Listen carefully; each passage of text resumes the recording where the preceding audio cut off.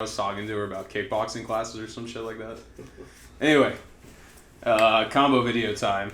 So to the 4 people that requested this, it's time for a combo video. It's obviously a very different deck at this point. It's a lot of one-ofs that do essentially the same thing over and over again. That are usually just once per turn. Some cards obviously like not once per turn. Gallus, Sulkius, Block Dragon, will switch effect once per turn. But anyway, so we have this crazy engine, and we have a combo. So we know what our end board is supposed to look like, and I think that's the most important kind of thing when building your deck. You set forth your goals, and then you move towards them constantly. So that's essentially what this deck is amounting to do, is just essentially move towards this kind of end field, where you can also have this kind of end field with a Beatrice, where since I've cut certain cards out, it's not become as common. So instead, at the regionals I was just at, I was making this kind of field, but also with a B-Cop counter on Nat Beast.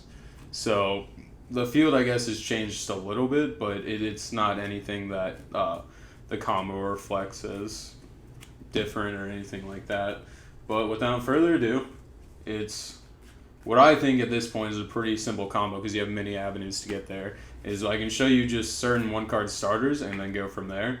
So you have the 2 1-card starters. These both equal a free level 3 on board without investing anything else.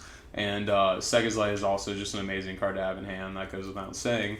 But if you want, I don't know what I'm saying, if you want as in you have a choice, I will start out with a Mathematician Summon, because that one's obviously going to happen more often than not because you play 3 of it. So I guess let's get into it, draw 4 cards, and then go from there. Forgive me if any of these look kind of awkward. I am playing upside down. So, awkward hand. Well, not really that awkward. You have your Mathematician, you have your level 3 extender, and then you have cards that can be stacked because, or not stacked because you're not using tour guides. So let's, without further ado, continue. So Summon Mathematician, easy part right here. You send your 1/0 Lion, which hopefully you didn't draw, because I know having 1 in the deck, you're going to draw it obviously. So send a Lion to graveyard, produce your token, link both of those away. Shout out John West for the heads up on that. I was ignorant and did not know. Summon your Cherubini. Cherubini effect. If I can find it, because this was not organized, because I did just shuffle. Send the graph, special this here. And then from here, we go Gallus. Sega's Light. Sega's Light, pick up the cards and go home. Give it a little cut to mimic the opponent, because I'm insane like that. Oh, Block Dragon, must be nice. Yeah, so at this point, I mean, yeah, we did get lucky milling the Block Dragon, and someone asked me about this the other day, how much my deck is relying on RNG. It is and it isn't. At a certain point, the deck's doing things that, like, let's say you didn't have this Block Dragon right here, and you had to make your first Yugioh without Block Dragon, you can still combo, because you do play 3 Yugioh. So if you don't draw it off of that first Yugioh, then you make your Curious, which will send the Block Dragon. Because odds are, it's really rare to have neither of these in your grave or in your hand at any given point after making a Yugioh or milling or anything like that. So it's really rare, like I said, to have neither. So eventually you're going to hit 1. Because you play 3, you play 1, and the odds are you'll most likely hit it. But I've been catching like flack online because I do play 3 Yugioh, and I'll make the point now is that the first Yugioh for Resolve of Block Dragon is essentially the opportunity to fix your hand. If you have, like I said, Resolve Block Dragon, then the next 2 Yugioh, or the potentially 3rd Yugioh, is only there for the summon effect. Is only there to be able to summon a Dyna from your hand, or maybe summon another useful monster. It's not really there to fix your hand. It's literally just an extra summon, which I think is more important than, the draw effect. But if your first Yugioh wasn't resolved with a Block Dragon, then your second Yugioh will be resolved with a Block Dragon. So that'll be the one that will help fix your hand up even more, get you your Fossil Dyna, get you that special summon, make your plays more impactful. But from here, we will go simple Dante and mill 3. There we go, there's a Sega's Light. It's not a deck if I'm not milling Sega's Light. Now we can go activate Sega's Light, Let's put back the mathematician just because it's not needed. We've already used our normal summon. He is no longer needed. So we also, if you notice, we have 3 Earths engraved. So we can go ahead and fix our hand a little bit. Hopefully not draw Fossil Dyna. And go from there. So draw a card, tour guide, whatever. It doesn't matter. Banish 3. Summon your block dragon. And then you have your extender in the form of Patrick. So now we have 2 cards. You're good. Okay. Now we have 2 cards in hand, which is always my benchmark goal for a my first Yugioh. So we're going to link away these 4 cards, and now we have Yugioh number 1. Now, the way I like to layer my chain links is I like to put the least impactful card at the very end. So I go Yugioh chain link 1, Block Dragon chain link 2, Seer target Dante is chain link 3, and Dante target Seer is chain link 4. So the only way they can really stop that is if they have DD Crow, or obviously Gamma because it's the monster effect, or Ghost Spell. And I put the very last one at the end because you're adding back this, whereas this becomes extra link fodder. And now you get your 2 searches off Block Dragon. Other thing to note is I do play 3 Gigantus only because if I mill 1 or draw 1 and I only play 2, then I will not be able to add Fossil Dyna. So it's very, very, very important to play 3 Gigantus, or at least 4 targets, just because how easy it is to mill the other targets. So now we have those 2 extra cards, and let's go ahead and resolve our Yugioh. And also at this point, I like to bring another key thing in, is why I like the BA engine so much, is 1, I have a personal preference towards Burning Abyss, and 2, is the fact that every time Dante gets linked away for a Yugioh effect, you get 1 chain blocking, and 2, just essentially a free card, because every single time you're going to put back the Burning Abyss. Unless you really want to keep a Burning Abyss in hand to make the end Beatrice, which is also a thing, but I'd rather just link it away and get that extra free draw. So now we have 3 cards right here that we just don't have any use for in our hand. And now we have these new 6 cards. I mean, Block Dragon's not really useful. Hold on to another one. We have our one engraved. We don't need a second. Whereas the other cards do have an impactful purpose. So let's go ahead and put these on the bottom. I always like just stacking the most important cards. So I'll probably put Torghad. I know, very minimal kind of impact, but who knows? Maybe it does. So now your Yugioh effect. I love doing it with Glow Bulb or Dotscaper because you're essentially just getting the free value out of the cards. So my favorite, like I said, is summon Dotscaper, and that will immediately just chain block your Curious Play, which is always, well, typically the next step if you have the 3 Earths, which we do now. So once again, 4 cards in hand. Now let's go for our Curious Play. Now, Curious at this point will just send cards that we need in the graveyard. So we don't have a Giant Rex, so we can put a Giant Rex in the graveyard, which will help, like I said, extend our plays even more. And the main thing also here is if we have everything in graveyard, then it's also serving another purpose, which is milling.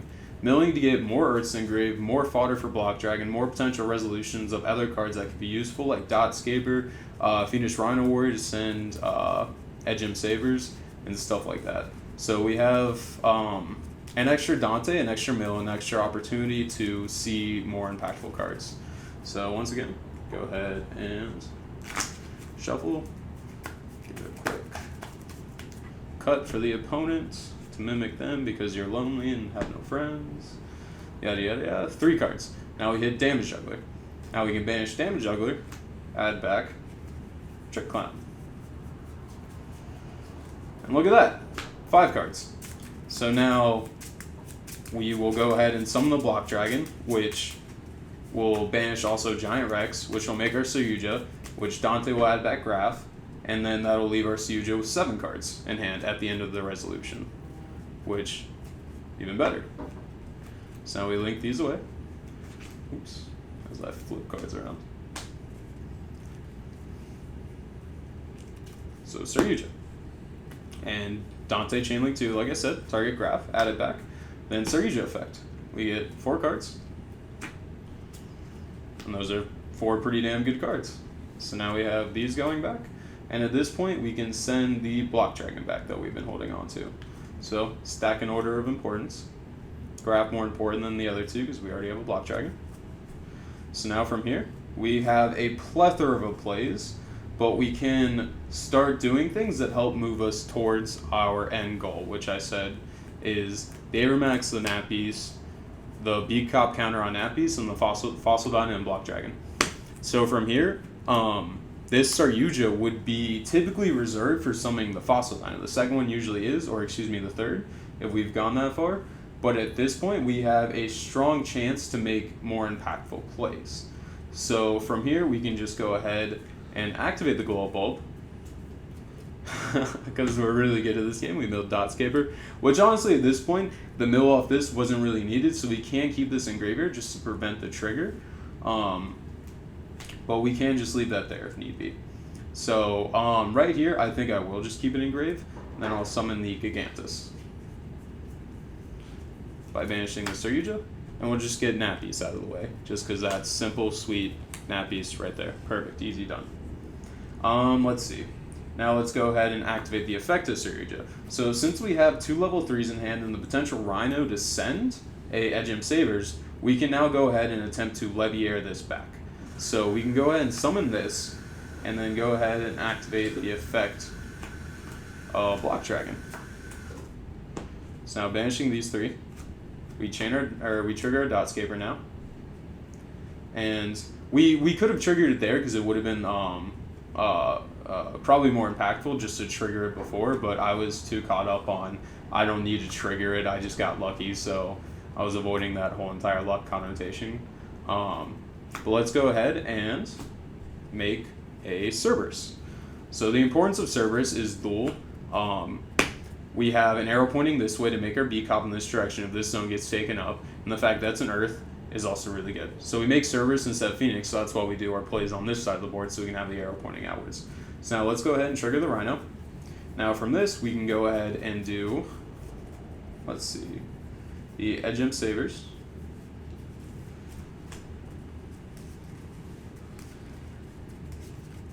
And we can go ahead and activate the Edgem Sabers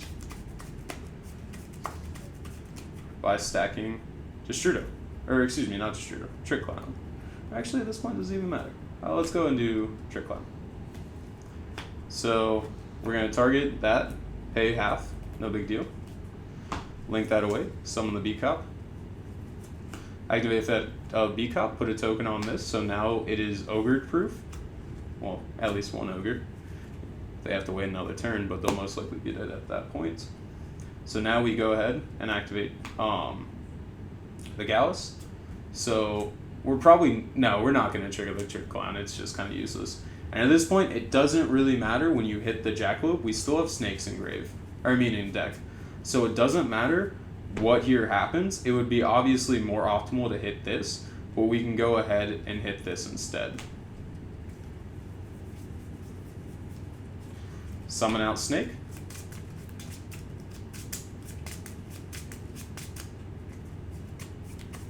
And also a cool thing to note as well is since this Yugioh has no longer the purpose of summoning this, then we can also potentially link it away.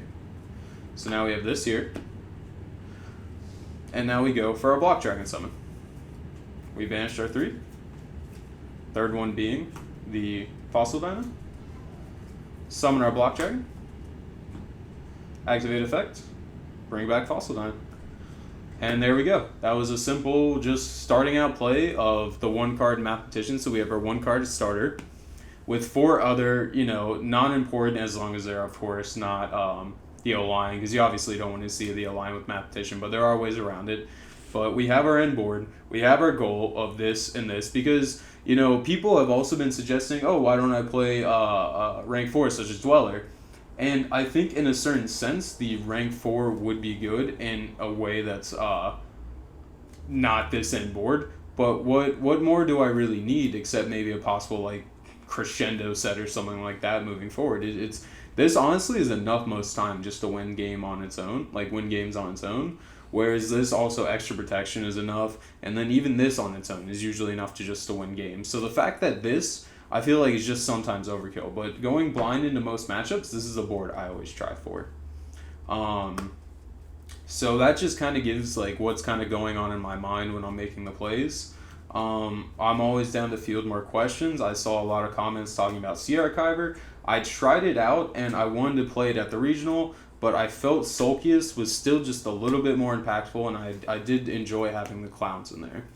So I did keep those cards in, And when I was testing this the Sea Archiver, it was like if I had it, it was neat. But by the time I would potentially even have the option to send it off of the Cherubini, it was like it wasn't as impactful as I wanted it to be. Whereas Sulkius is not once per turn, it keeps on recurring if I need it to be. It's also very strong and kind of like a grindy match where your combo's not like 100% resolving because maybe they just had infinite floodgates. Like I was doing that the other day where I was against a Draco matchup and on Sulkius, like I would keep looping Seer Dante every single turn. So I would like summon, or I would discard my Seer, or excuse me, send. I would send my Seer to graveyard with another card, summon the Sulkius, Seer triggers, brings back Dante, link both away, make something, and then the Dante just adds back the Seer. So in a simplified game state, Sulkius was really working for me. But another thing I like to say is that my deck list is out there. I've shown my combo. I've shown everything else. What I've done at this point is mine, and then what you do with it next is yours.